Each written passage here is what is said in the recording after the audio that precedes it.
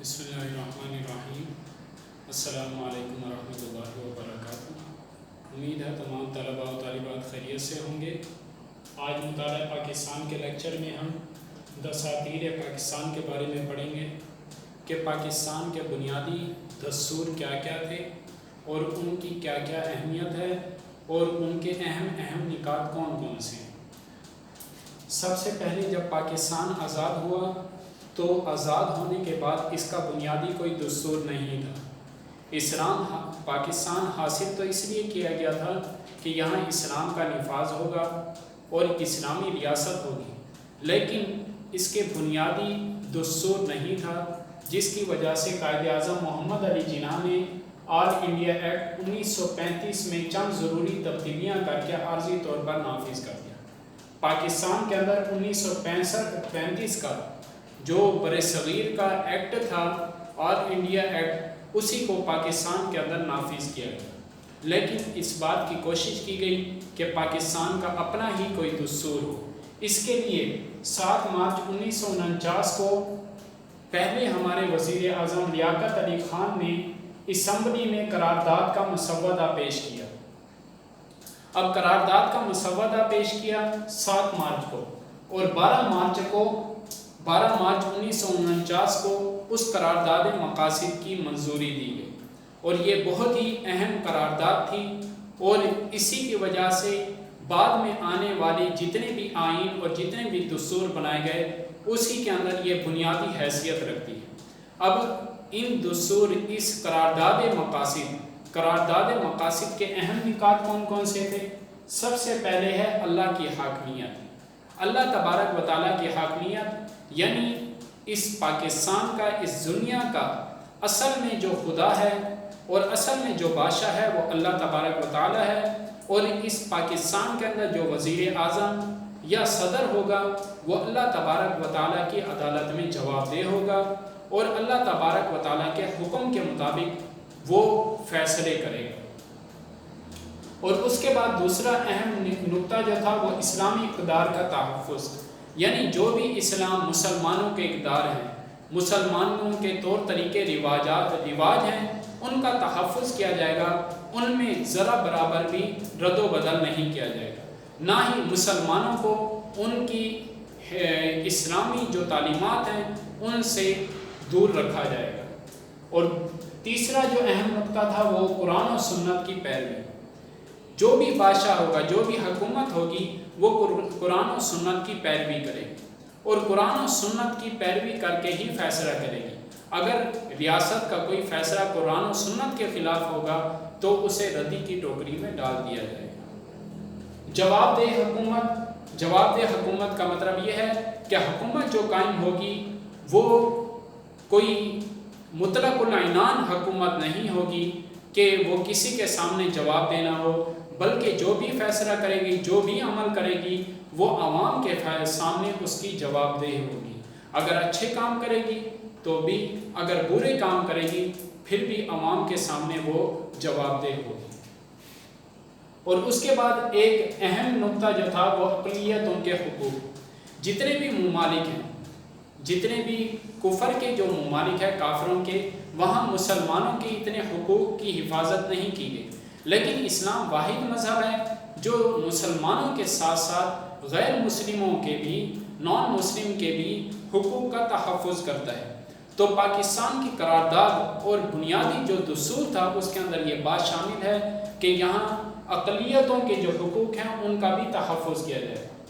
اور ایک اہم نقطہ بنیادی حقوق کی ضمانت، یعنی مسلمانوں کے اور پاکستانیوں کے جو بنیادی حقوق ہیں، یعنی مثال کے طور پر میں اس مارکر کا مالک ہوں تو یہ میرا بنیادی حق ہے، اور یہ میرا حق کوئی دوسرا مجھ سے نہیں چھین سکتا، چاہے وہ وزیر اعظم ہو، چاہے وہ صدر ہو، چاہے وہ جرنیل ہو، جو بھی ہو وہ میرے اس بنیادی حق کو مجھ سے نہیں چھین سکتا۔ اور وفاقی طرز حکومت، یعنی پاکستان کا جو نظام ہوگا وہ وفاقی ہوگا، مجتمع ہوگا، یعنی صوبوں کا الگ الگ نظام نہیں ہوگا، بلکہ سارے ایک دوسرے سے مربوط، ایک دوسرے سے جڑے ہوئے ہوں گے۔ عدلیہ کی آزادی ہوگی، یعنی جتنی بھی عدالتیں ہیں وہ اپنا فیصلہ کرنے کے اندر کسی وزیر اعظم یا صدر کے حکم کی محتاج نہیں ہوں گی، بلکہ وہ آزاد ہوں گی۔ اگر وزیر اعظم مجرم ہوگا تو اسے بھی عدالت کے کٹہرے میں کھڑا کیا جائے گا اور اسے عدلیہ جو ہے آزادانہ طور پر سزا دے سکے گی۔ پسماندہ علاقوں کی ترقی، اگر پاکستان کے کچھ علاقے ایسے ہیں جہاں جو پسماندہ ہیں، جو ترقی نہیں کر سکے، تو ان کو ترقی دے کر ان شہروں کے برابر کیا جائے گا جو ترقی یافتہ ہیں۔ یہ بھی پاکستان کے بنیادی اور اہم مقاصد کے اندر شامل ہے۔ اور ایک اہم نقطہ دفاع پاکستان، اگر بالفرض پاکستان کے اوپر کوئی دشمن حملہ کرتا ہے تو پاکستان کا دفاع کرنا یہ ہر پاکستانی شہری کا فرض ہوگا کہ وہ پاکستان کا دفاع کرے، چاہے بڑی صورت میں، بحری صورت میں، جس صورت میں، ہر صورت میں وہ پاکستان کا دفاع کرے۔ اور جمہوری طرز حکومت ہوگا، یعنی ہمارے جو حکمران آئیں گے، جو وزیر اعظم ہوگا، وہ عوام کی جو جمہور عوام کی اکثریت کی جو رائے ہوگی اسی کے مطابق ہمارے حکمران آئیں گے۔ یہ نہیں ہے کہ اپنی مرضی سے حکمران آ جائیں، بلکہ ہمارے دستور کے اندر یہ بات شامل ہے کہ عوام کی اکثریت جسے اپنا وزیر اعظم منتخب کرے گی وہی وزیر اعظم ہوگا، وہی صدر ہوگا، اکثریت کی رائے کو دیکھا جائے گا۔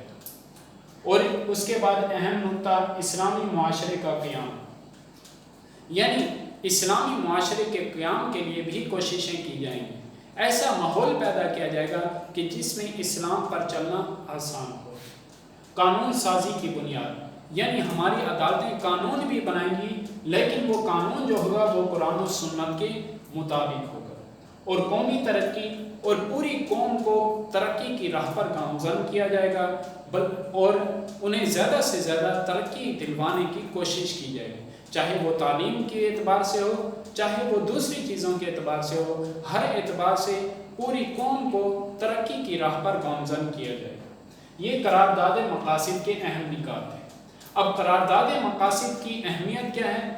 قرارداد مقاصد کی اہمیت یہ ہے کہ یہ بنیادی دستاویز، اس کی حیثیت بنیادی دستاویز کی طرح ہے کہ بعد میں آنے والے جتنے بھی آئین بنائے گئے یا جتنے بھی دستور بنائے گئے، چاہے وہ 1956 کا ہو، چاہے 1962 کا ہو، چاہے 73 کا ہو، جتنے بھی ہوں، ان تمام کے اندر یہ قرارداد مقاصد جو ہے یہ بنیادی حیثیت رکھتا ہے، بنیاد کی حیثیت رکھتا ہے۔ اور جتنے بھی بعد میں آنے والے دستور ہیں وہ اسی کو مد نظر رکھ کر، اسی کو سامنے رکھ کر بنائے گئے ہیں۔ اور اس کا ایک فائدہ یہ ہوا کہ سیکولر ریاست کے امکانات کا خاتمہ۔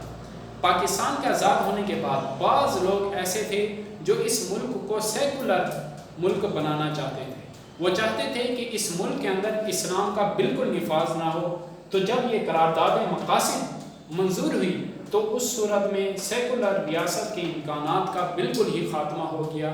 اب ممکن ہی نہیں رہا کہ اس ملک کو سیکولر بنایا جائے گا۔ اور معاشرتی انصاف کی ضمانت، یعنی معاشرے کے اندر جتنے بھی انصاف ہیں، انصافی پہلو ہیں، ان کی ضمانت دی گئی اس قرارداد مقاصد کے اندر، کیونکہ یہاں بتایا گیا کہ جواب دہ حکومت ہوگی اور عدلیہ آزاد ہوگی۔ جب عدلیہ آزاد ہوگی تو معاشرے کے اندر انصاف کی فضا قائم ہوگی۔ قرآن و سنت کی بالادستی، یعنی قرآن و سنت اونچا مقام رکھیں گے۔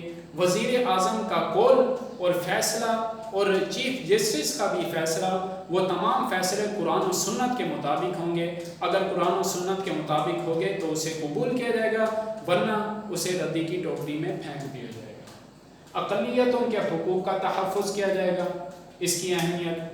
اور اسی کے ساتھ ساتھ دساتیر پاکستان میں بطور دیباچ شمولیت، یعنی جتنے بھی دستور بنائے گئے ان کے ابتدائیے کے طور پر، ان کے مقدمے کے طور پر اس قرارداد مقاصد کو شامل کیا گیا۔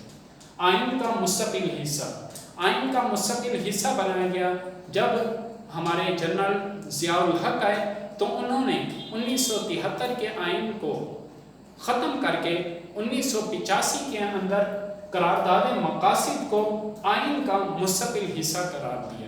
یہ قرارداد مقاصد کے اہم نکات اور اس کی اہمیتیں ہیں۔ آج کے لیکچر کے لیے اتنا ہی، اگلے لیکچر تک کے لیے اجازت۔ السلام علیکم۔